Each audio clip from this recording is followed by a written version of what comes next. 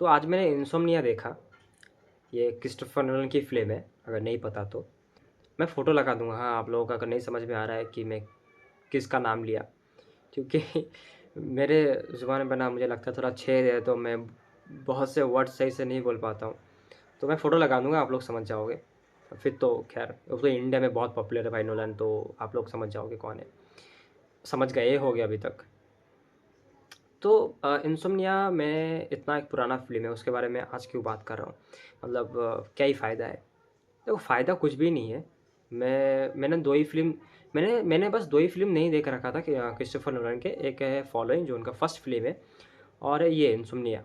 तो मैंने इंसोम्निया देखा, फॉलोइंग मैंने अभी तक नहीं देखा है। तो मैं जो भी बात करने जा रहा हूँ इसके बारे में, इंसोम्निया के बारे में, अगर फॉलोइंग में भी है तो मुझे नहीं पता, मतलब तो उसको मैं छोड़ के बात कर रहा हूँ, ठीक है? उसको हटा के, बाकी फ़िल्मों के साथ मैं कंपेयर करूँगा। तो मैं ये वीडियो क्यों बना रहा हूँ, इस फ़िल्म के बारे में क्यों बात कर रहा हूँ जो 2002 में रिलीज़ हुआ था, इतना टाइम पुराना। मुझे ऐसा लगता है कि इस फ़िल्म के बारे में ज़्यादा बात नहीं होता जितना बाकी फ़िल्मों के बारे में बात होता है नोलन के। और ये फ़िल्म बाकी नोलन के जितने फ़िल्म हैं उन सब से बहुत ज़्यादा अलग है। देखो, हम सब ने उनका फ़िल्म देख रखा है, वो चाहे मेमेंटो हो, प्रेस्टीज हो, इंटरस्टेलर हो, इंसेप्शन हो, ओपेनहाइमर हो, या फिर इवन टीनेट और डार्क नाइट ट्रिलॉजी। तो बाकी यार, कितना शोर करते हैं यार। मैं एक अच्छा सा माइक खरीदूँगा यार, डायनामिक वाला। तब नहीं होगा, थोड़ा पैसा आ जाने दो। खैर, तो जो मैं बोल रहा था कि ये बाकी फ़िल्मों से कैसा अलग है। देखो, बाकी जितने फ़िल्म हैं सबने देख रखा है। मैं बिना स्पॉइलर देके बात करूँगा, बाकी जितने फ़िल्म हैं उनके बारे में भी, और जो इंसोम्निया है उसके बारे में भी। देखो, बाकी जितने फ़िल्म है वो क्या है, उनका कॉन्सेप्ट, उनका मेकिंग ऑफ स्टाइल, उनका स्क्रीन प्ले स्ट्रक्चर। एक non linear screen play structure होता है जिसमें वो साई-फाई घुसा देते हैं। सब फ़िल्मों में नहीं है तो फिर ज़्यादातर फ़िल्मों में ही है। आई थिंक मेमेंटो में साई-फाई नहीं है, अदरवाइज़ बाकी सब फ़िल्मों में है। हाँ, देखो, डार्क नाइट ट्रिलॉजी को हम लोग अलग रखते हैं क्योंकि वो एक ऑलरेडी एक स्टोरी एग्ज़िस्ट करता है, तो उनको वो लेके कुछ अपने तरीके से उसमें वो नहीं कर सकते थे, तो उसको हम लोग अलग करते हैं। बाकी जितने फ़िल्म है, मेमेंटो हो गया, प्रेस्टीज, इंटरस्टेलर, इंसेप्शन, जो भी है, टीनेट, ओपेनहाइमर, उस सब के बारे में बात करते हैं।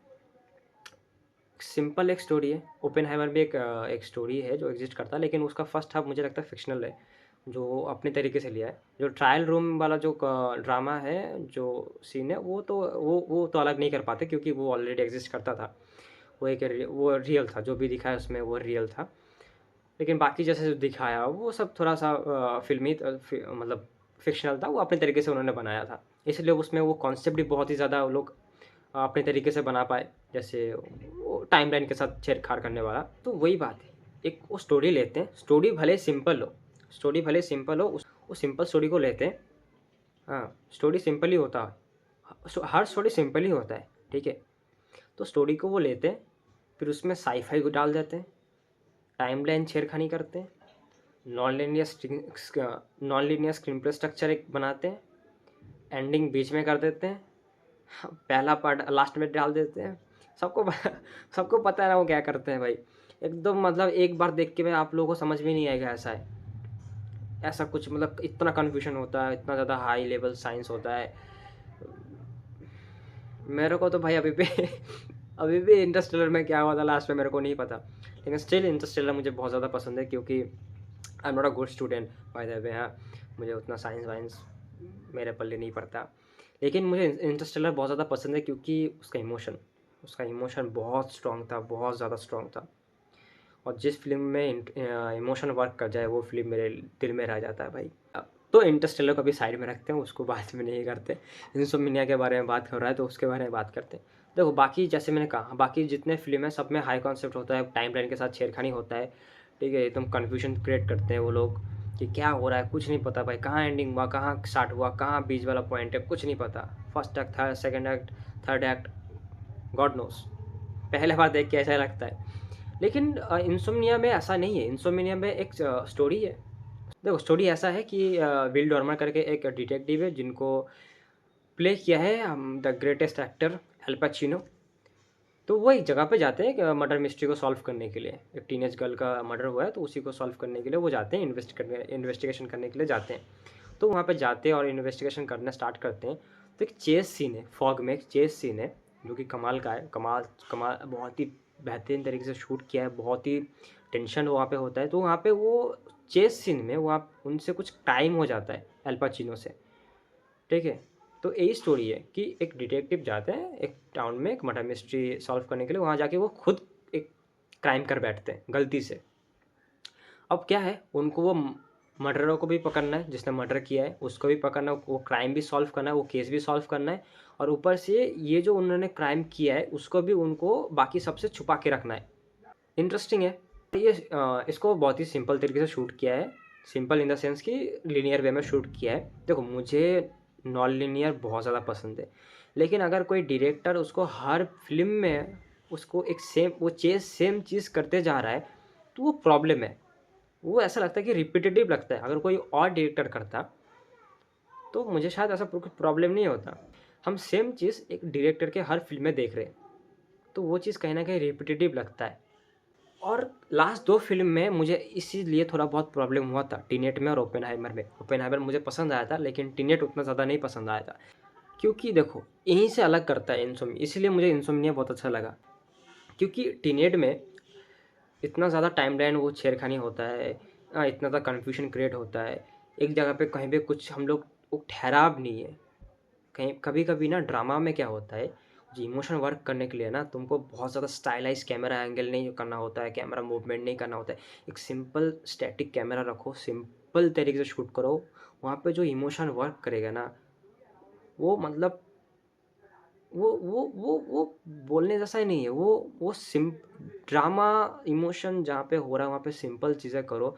वहाँ पे बस एक्टर के ऊपर छोड़ दो तुम लोग, राइटिंग और एक्टर के ऊपर छोड़ दो, वो लोग वहाँ पे निकाल देंगे भाई। वहाँ पे वो लोग निकाल देंगे। तो यही बात है, टेनेट में ये चीज़ नहीं हुआ था। टेनेट में तो इमोशन तो वर्क ही नहीं करता, यही तो प्रॉब्लम है।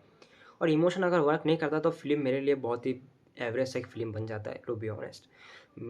और कैरेक्टर को हम लोग समझ ही नहीं पाते, क्योंकि इतना ज़्यादा भागम-दौड़ी चल रहा है, इतना ज़्यादा टाइमलाइन आगे-पीछे होते जा रहा है, तो वो किसी के साथ हम लोग रुक नहीं पा रहे, किसी को समझ नहीं पा रहे, किसी का साइको को हम लोग समझ नहीं पा रहे कि ऐसा क्यों है, ऐसा वैसा क्यों है, ये ऐसा क्यों कर रहा है, ये ऐसा क्यों करना चाह रहा है। जो ओपेनहाइमर में भी मुझे लगता है थोड़ा बहुत प्रॉब्लम था। ओपेनहाइमर में भी ये टाइमलाइन अगर उतना ज़्यादा जंप नहीं होता, उतना ज़्यादा अगर पहले अगर ऐसा नहीं होता, टाइमलाइन अगर आगे पीछे नहीं होता, पास्ट प्रेज़ेंट में अगर नहीं होता, तो मुझे लगता है कि ड्रामा वहाँ पे और ज़्यादा वर्क करता, और ज़्यादा हम लोग उस कैरेक्टर को समझ पाते, उस कैरेक्टर के साइको को समझ पाते। जो लास्ट में जाते हैं, लेकिन वो तो लास्ट में ही हो गया ना, हमें पहले चाहिए था। लेकिन टीनेज में वो बहुत बड़ा एक प्रॉब्लम था। मेरे मेरे एक दोस्त को क्रिस्टोफर नोलन बहुत ज़्यादा पसंद है, और उसको लगता है कि क्रिस्टोफर नोलन जो भी फ़िल्म बनाता है, क्योंकि वो इतना ज़्यादा हाई कॉन्सेप्ट वाला फ़िल्म फ़ील होता है, तो वो जो भी वो फ़िल्म बनाते हैं ना, वो ऐसा लगता है कि मास्टरपीस है, वो ख़राब हो ही नहीं सकता। तो मैं अपने दोस्त को जब बोला भाई मेरे को टीनेज पसंद नहीं आया, तो वो ऑफेंड हो गया। मैं अब मैं बोल रहा भाई मेरे पास तो पॉइंट्स है ना, मेरे को क्यों नहीं अच्छा लगा है। मैं तो ऐसे ही बस बोल नहीं रहा हूँ कि मेरे को नहीं अच्छा लगा, मुझे पता है कि मेरे को क्यों नहीं पसंद आया। और यही बात सबसे इम्पोर्टेंट है। आप लोगों को अगर कोई फ़िल्म पसंद नहीं आ रहा है, तो आप लोगों को पता होना चाहिए कि आप लोगों को वो फ़िल्म क्यों पसंद नहीं आ रहा है, या पसंद आ रहा है तो क्यों पसंद आ रहा है। ये पता होना बहुत इंपॉर्टेंट है जब आप कहीं पे कुछ डिबेट करो या किसी को बोलो या डिस्कस करो। तो मैंने उसको बोला, वो बोला नहीं यार, तेरे को नहीं पता, तेरे तू क्या है भाई, तू तू स्ट्रेंजर थिंग्स देख। मैंने बोला खैर बहस करके कोई फ़ायदा नहीं है। लेकिन टीनेट में वही बात है, टीनेट में वही बात है, हाई कॉन्सेप्ट के वजह से ये चीज़ इमोशनली हम लोग को कनेक्ट नहीं कर पाता, ये कैरेक्टर के साथ हम लोग कनेक्ट नहीं कर पाते, जो इंसोम्निया में नहीं होता। इंसोम्निया में इतना सिंपल तरीके से उसको लेके गया है लीनियर वे में, कि हम लोग कैरेक्टर को समझ पाते हैं। वो जो कैरेक्टर जब क्राइम करता है अल पचिनो, उसके बाद जो उनका रातों का नींद उड़ जाता है। बाय द वे वहाँ पे रात नहीं होता, अलास्का में ये शूट किया गया है। एक तो वो लोग जो जगह चूज़ किया वो सबसे, मतलब मुझे नहीं पता ये लोग वो स्टोरी लिखने के बाद इसको चूज़ किया है, जगह चूज़ किया है कि ये पहले से प्लान था। लेकिन अलास्का में शूट करना जहाँ पे रात ही नहीं होता और कैरेक्टर को नींद नहीं आता, इंसोम्निया है, इससे मतलब एक कनेक्शन ही है, बहुत अच्छे से जा रहा है ना।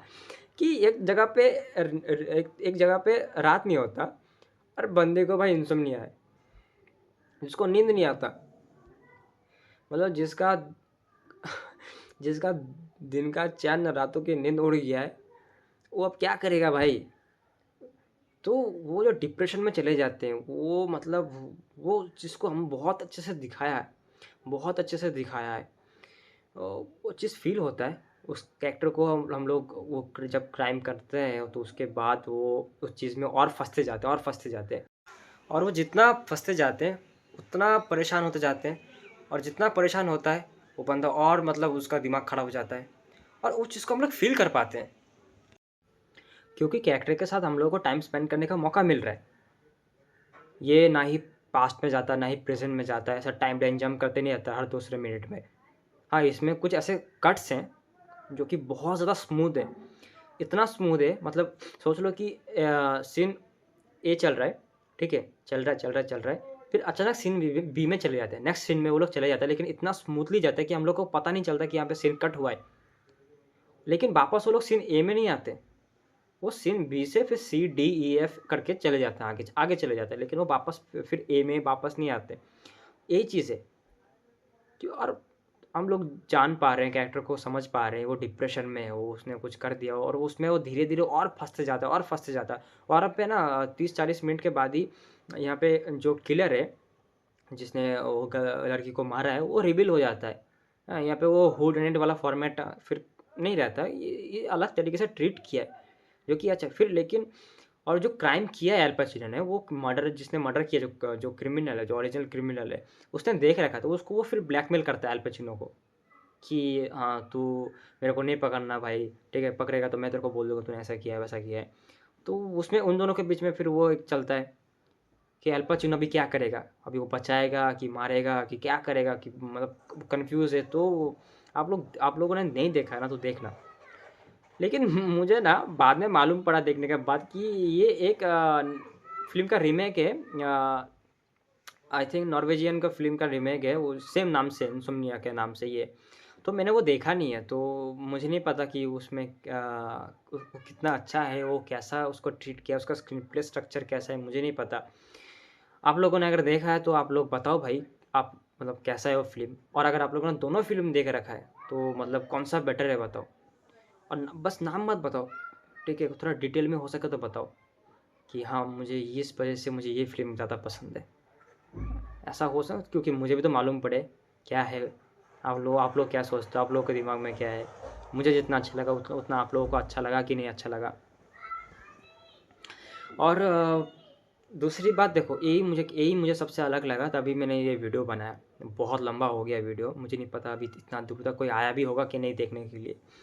लेकिन यही है स्क्रीन प्ले स्ट्रक्चर, जो उसका जो ट्रीटमेंट है बनाने का, वो बाकी सब नोलन फ़िल्म से अलग है, और इसीलिए मुझे ये फ़िल्म अच्छा लगा। इसलिए इस मूवी का इमोशन बहुत ज़्यादा वर्क करता है, इसका ड्रामा बहुत ज़्यादा वर्क करता है, इसका और इसका क्राइम, इसमें जो थ्रिलर है ये बहुत ही स्लो पेसिंग वाला थ्रिलर है। इसमें कोई फ़ास्ट ऐसे कुछ ना कुछ होते रहता है हर दूसरे मिनट में, ऐसा नहीं है, ठीक है, बहुत ही स्लो एक पेसिंग है, लेकिन आप लोगों को ना हर जगह पे इतना हुक करके रखेगा।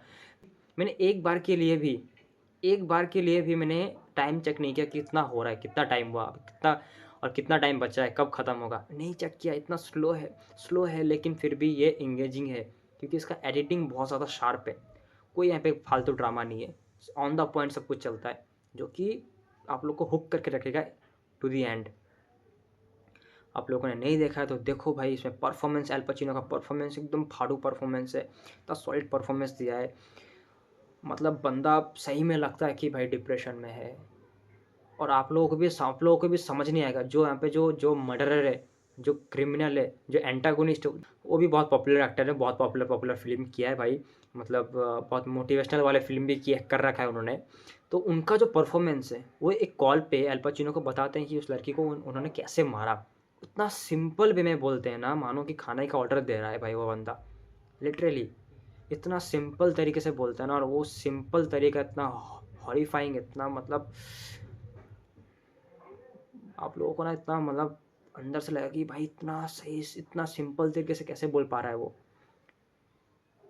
हाँ भाई, आप लोग देखो, ये फ़िल्म बहुत बेहतरीन एक फ़िल्म है, इसमें इसका IMDb रेटिंग भी बहुत कम है, मुझे नहीं पता क्यों, रीमेक की इसलिए मुझे नहीं पता, क्या रीमेक बेटर है मुझे नहीं पता।